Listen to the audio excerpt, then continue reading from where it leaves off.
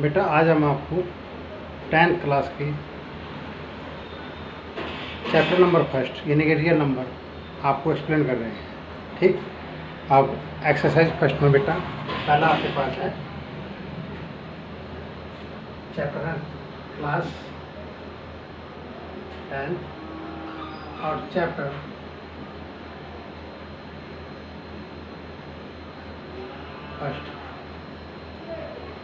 First chapter में बेटा इसमें एक एक्सरसाइज है फर्स्ट। ठीक, एक्सरसाइज 1.1। ठीक, इसमें इस चैप्टर का जो नाम है बेटा वो है रियल नंबर। चैप्टर का नाम है रियल नंबर। और रियल नंबर में आपके पास एक मेथड इन्होंने दिया बेटा, जिसे कहते हैं Euclid division Lima. Euclid division Lima कहते हैं शॉर्ट रूप में बेटे, हम दूसरे रूप में डिवीजन एल्गोरिथम भी कहते हैं। डिवीजन एल्गोरिथम, ये डिवीजन एल्गोरिथम समझा है बेटा, ये एक तरह से समझो दो नंबर को भाग देने का एक तरीका है। ठीक, उसे कैसे डिफाइन करते हैं बेटा, इसकी जो डेफिनेशन है बेटा, let A and B are two positive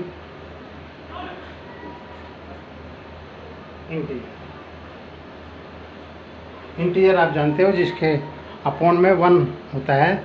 ठीक है, उसे हम इंटीजर कहते हैं। ठीक, इन्हें फ्रैक्शन के रूप में तो लिखा होगा परंतु 1 होगा बटे में। ये 3/1, 4/1, -4/1 ये सारे बेटा इंटीजर वैल्यू कहलाती है। और पॉजिटिव इंटीजर का मतलब है ठीक पॉजिटिव वैल्यू, इन्हें 4/1, 2/1, 3 ये सारे positive integer. Then there exist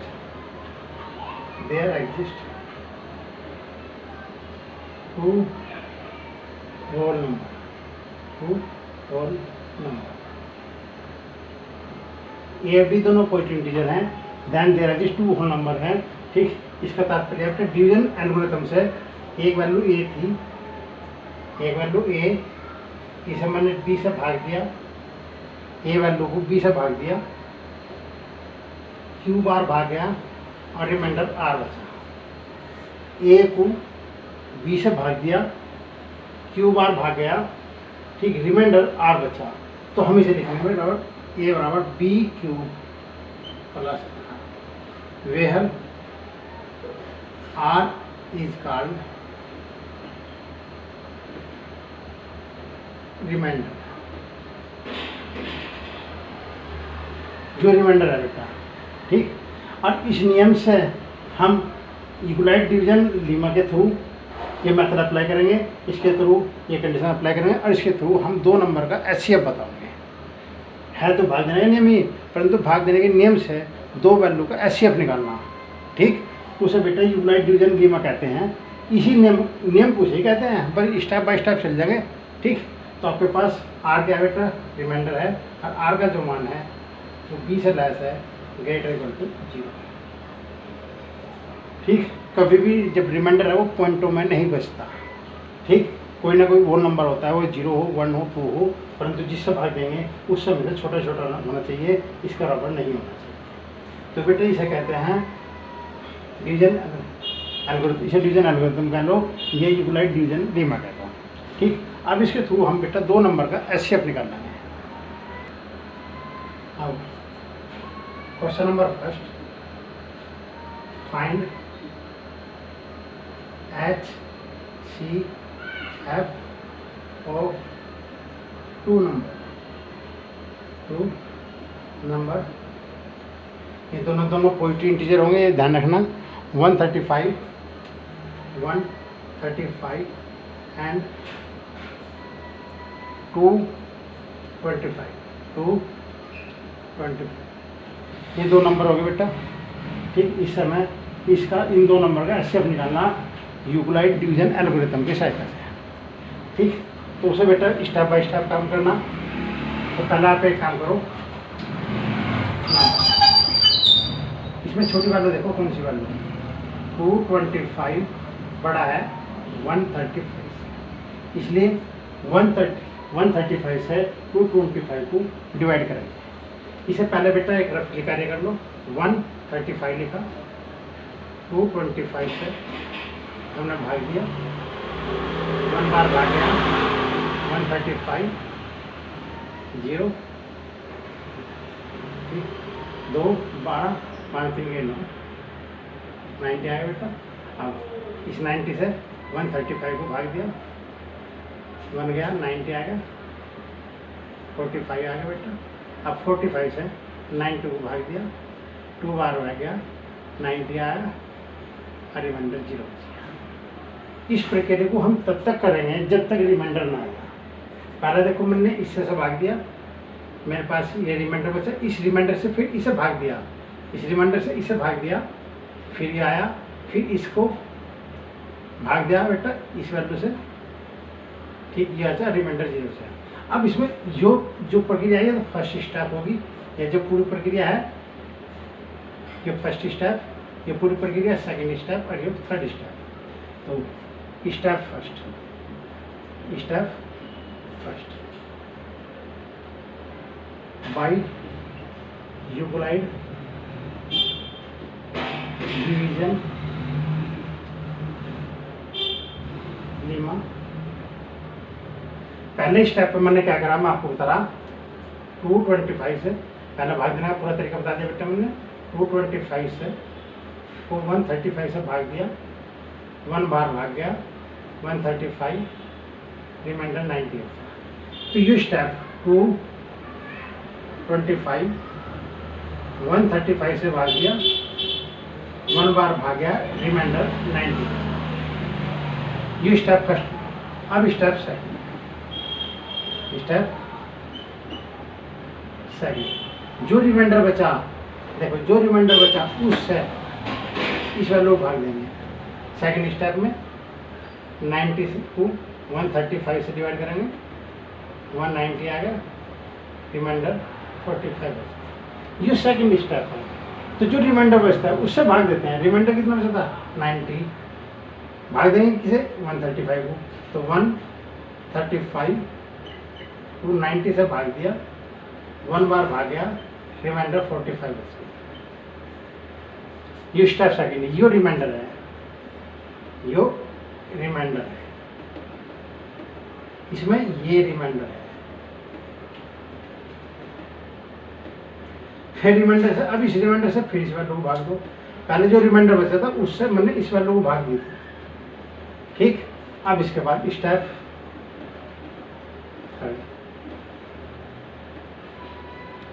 third का मतलब बेटा, अब 45 से, क्योंकि रिमाइंडर 45 बचा था, 90 को डिवाइड करेंगे,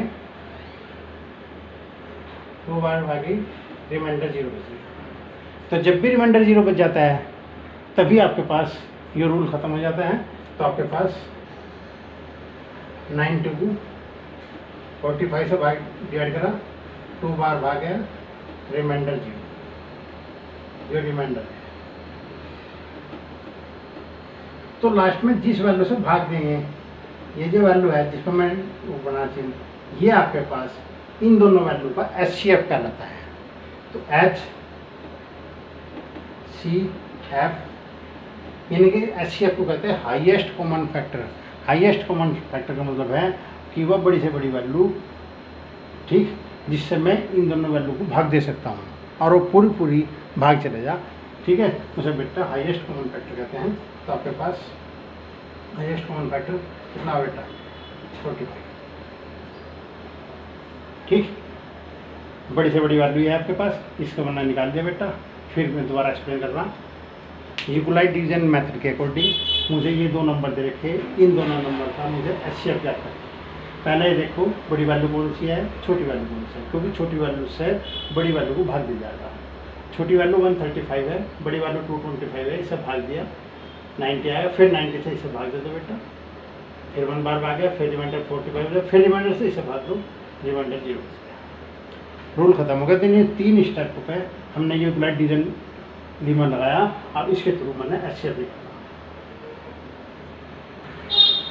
अब आपके पास क्वेश्चन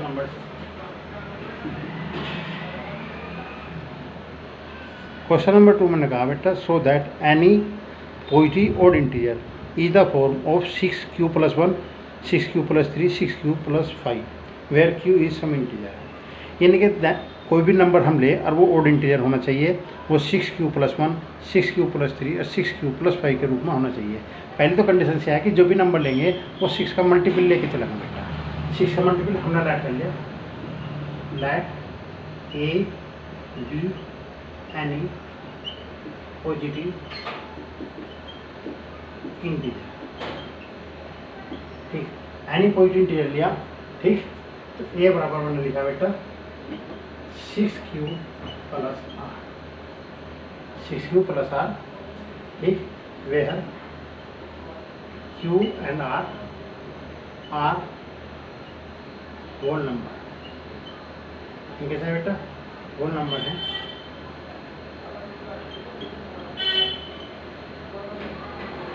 ये दो होल नंबर मैंने आपको कहा था कि जो ए और बी दो नंबर लेके चलते हैं हमें, आपके पास एक तरह से पॉजिटिव इंटीजर होते हैं, और जो क्यू आर होते हैं दोनों वो नंबर होते हैं, क्योंकि क्यू भी और आर भी दोनों जीरो हो सकते हैं।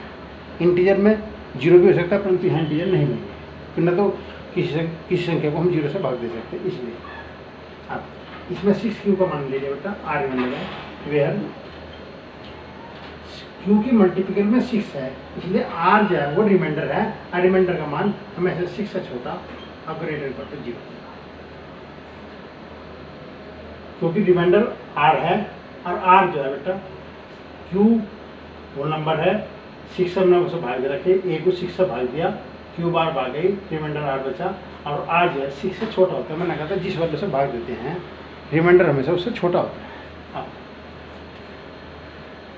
इफ आर का मान हम 0, 2 और 4 लेके चलते हैं, ए बराबर 6q की फॉर्म होगी, ए बराबर 6q + 2 की फॉर्म होगी, और ए बराबर 6q + 4 की फॉर्म होगी। अगर मैं आर के स्थान पर 0, 2, 4 चलता हूँ, क्योंकि 0 से स्टार्ट लेके चलें, 0, 1, 2, 3, 4, 5 तक नंबर लेंगे, 6 नहीं लेंगे क्योंकि 6 से लेस है। तो इसमें मैंने पहले 3 वैल्यू रखी, 0, 2, 4, अभी 1, 3, 5 डाली बेटा आपने।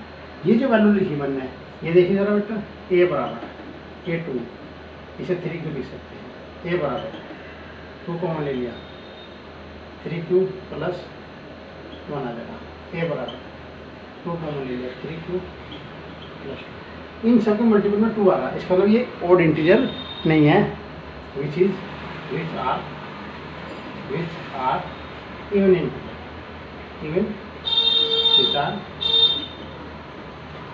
इवन इंटीजर, ये दोनों इवन इंटीजर है, और उसे इवन इंटीजर नहीं चाहिए, ठीक। अब इफ यदि हम आर का मान 1, 3, 5 लेके चलते हैं, ए बराबर 6q + 1, ए बराबर 6q + 3, और ए बराबर 6q + 4। जब मैंने आर का मान 1, 3, 5 लिया तो ये कंडीशन आ गई, ये कंडीशन आ गई, ये भी ना तो इसमें 2 कॉमन है, ना इसमें 2 कॉमन है, ना इसमें 2 कॉमन है। अगर 2 कॉमन होता तो ये बेटा इवन इंटीजर होता है, 2 कॉमन नहीं है, इसलिए विच इज ऑड इंटीजर, ये सारे बेटा ऑड इंटीजर है, ऑड इंटीजर। क्वेश्चन नंबर 3 आप सॉल्व कर लोगे, ठीक। अब आपके पास क्वेश्चन नंबर बेटा 4 में करा रहा आपको।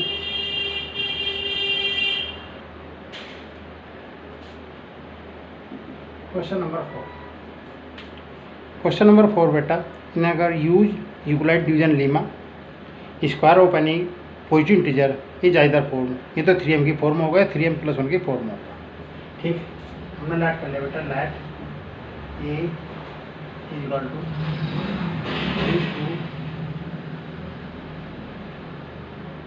3q is a positive integer. मैंने पहला पॉजिटिव इंटीजर ये ले लिया,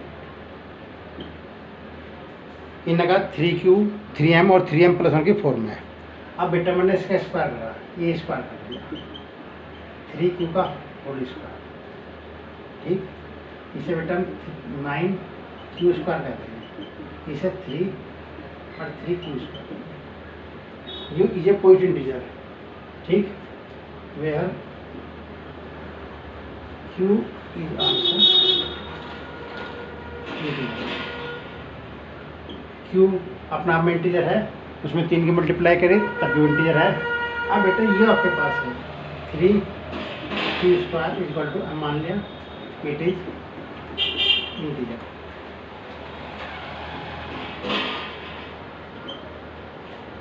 क्यू इंटीजर था, मैंने स्क्वायर करा वो भी इंटीजर होगा, उसमें 3 की मल्टीप्लाई करी वो भी इंटीजर है, तो मैंने उसे बेटा m का नाम दे दिया, इसलिए वो इंटीजर है। तो ए स्क्वायर इक्वल टू 3m की फॉर्म होगी। अब फिर ऐड कर लो बेटा, ए इक्वल टू 3 क्यू प्लस 1 ले लो, ये ले लिया बेटा, मैंने इसका स्क्वायर करा, ए स्क्वायर 3 क्यू प्लस 1 का होल स्क्वायर, इसे स्क्वायर करना बेटा 9 Q square plus 6 Q plus 1, इसे लिखा बेटा 3 q square plus 2 Q plus 1। Add कर लो, क्यू भी इंटीजर, उसमें 2 की मल्टीप्लाई करी वो भी इंटीजर, फिर क्यू स्क्वायर इंटीजर, उसमें 3 की मल्टीप्लाई इंटीजर, दोनों इंटीजर में जोड़ा तो इंटीजर है, इसलिए बेटा मैंने 3 क्यू स्क्वायर को प्लस 2 क्यू को मैंने m मान लिया। तो ए स्क्वायर, तो ए स्क्वायर का मान 3m plus 2, it is integer. Integer होगा वो भी आपके पास 3m प्लस 1 के फॉर्म में। एक वैल्यू और देख लो, अब जो दूसरी वैल्यू में लूँगा, ये तो इस रूप में होगी, ये इस रूप में होगी, निश्चित है। कोई ना कहा कोई भी इंटीजर है वो 3m और 3m प्लस 1 की फॉर्म में हो जा। अब 3 क्यू ले लिया, 3 क्यू प्लस 1 ले लिया, 3 Q plus 2, 3 Q plus 3, 3 Q plus 4, 3 Q plus 5, कोई भी लेते चले जाओ, वो बेटा इन दोनों में से किसी एक की फॉर्म में जरूर आऊगा। फिर मैं एक्सप्लेन कर रहा, मैंने ए बराबर 3 क्यू लिया, ये 3m की फॉर्म में आ गया, ए बराबर 3 क्यू प्लस 1 लिया, ए स्क्वायर बराबर 3m प्लस 1 की फॉर्म में आ गया।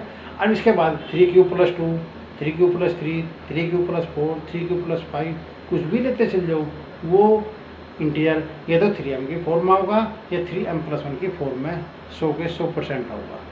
ठीक, इसलिए बेटा हमने एक वेरीफाई करने के लिए, सिर्फ इसी जो तीसरा स्टेप हम कर रहे हैं, सिर्फ वेरीफाई करने के लिए कर रहे हैं। मैंने ए बराबर 3 क्यू प्लस 2 ले लिया। अब मैं इसका स्क्वायर करूँगा, ये तो ये इस रूप में होगा, ये इस रूप में, अगर दोनों में से किसी एक रूप में भी आ तो मेरा क्वेश्चन वेरीफाई हो गया। ठीक, तो आपके पास ए स्क्वायर करा बेटा, ये 3 क्यू प्लस 2 का स्क्वायर कर दिया। ठीक, 9 क्यू स्क्वायर प्लस 4 प्लस के 12 क्यू। ठीक, इसे बेटा 9 क्यू स्क्वायर लिख दिया, प्लस के 12 क्यू लिख दिया, प्लस 3 लिख दिया, प्लस 1 लिख दिया, क्योंकि मुझे इस तरह सेटिंग करनी है बेटा 3 कॉमन आ जा, और 3 कॉमन आने के बाद जो बचा उसे मैंने बाहर निकाल दिया। ये आपके पास 3 हो गए, ये 3 क्यू स्क्वायर आया, ये 4 क्यू आया, ये प्लस 1 आया, प्लस 1, ये इंटीजर, ये भी इंटीजर, ये भी इंटीजर, ये भी इंटीजर, ये भी, इनकी मल्टीप्लाई करी फिर इन्हें जोड़ा, उस सारा इंटीजर प्राप्त होगा, इसलिए हमने ऐड कर लिया 3 क्यू स्क्वायर